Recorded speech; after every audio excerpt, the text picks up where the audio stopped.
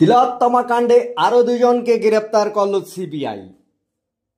খুন ও ধর্ষণ মামলায় সঞ্জয়ের পরে আরও দুজনকে গ্রেপ্তার করল সিবিআই। প্রথমবারে দুর্নীতির জন্য গ্রেপ্তার হয়েছিল সন্দীপ ঘোষ, আর এবারে খুন ও ধর্ষণ মামলায় গ্রেপ্তার করা হলো সন্দীপ ঘোষকে এবং টালা থানার ওসি অভিজিৎ মণ্ডলকে গ্রেপ্তার করল সিবিআই। তিলোত্তমা তদন্ত নতুন মোড়। খুন ও ধর্ষণ মামলায় গ্রেপ্তার সন্দীপ ঘোষ। টালা থানার প্রাক্তন ওসি প্রদীপ মণ্ডলকে গ্রেপ্তার করা হয়।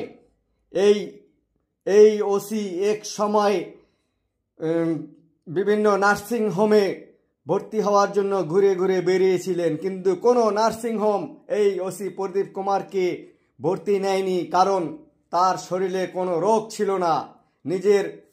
নিজের পাপকে ধামাচাপা দেওয়ার জন্য এই ওসি প্রদীপ কুমার বিভিন্ন নার্সিং হোমে ঘুরে ঘুরে বেরিয়েছিলেন ভর্তি হওয়ার জন্য, কিন্তু কোনো নার্সিং হোম তাকে ভর্তি নেয়নি। তার শরীরে কোনো রোগ ছিল না।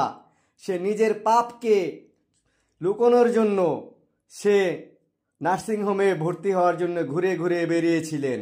এই ওসি প্রদীপ কুমার অভয়া খুনের পরেই নিজেই ছুটে গিয়েছিলেন হাসপাতালে এবং তথ্য লোপাট করার জন্য বিভিন্ন কলকৌশল করেছিলেন।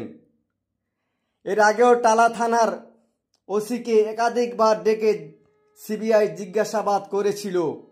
সিবিআই জানিয়েছে আগামীকালই দুইজনকে শিয়ালদহ আদালতে তোলা হবে। কেন এই ওসি প্রদীপকে গ্রেপ্তার হলো? এই ওসি প্রদীপ এই অভয়া খুনের সব কিছু জানে। এই ওসি প্রদীপই অনেক কিছু কাজে অবহেলা করেছে। আর সন্দীপ ঘোষকে এবার গ্রেপ্তার করা হলো খুন ও ধর্ষণ মামলায়। এর আগে তো দুর্নীতির মামলায় গ্রেপ্তার করা হয়েছিল। এই সন্দীপ ঘোষ হলো আসল মূল অভিযুক্ত ধর্ষণ ও খুন মামলায়। এই সব জানে, এর মাধ্যমেই সব কিছু হয়েছে। এবার আসল তথ্য বেরিয়ে আসবে। হয়তো অভয়া খুনের বিচার হবে এবার এই সন্দীপ ঘোষকে আর তার টালা থানার প্রাক্তন ওসি প্রদীপ মণ্ডলকে জিজ্ঞাসাবাদ করলে।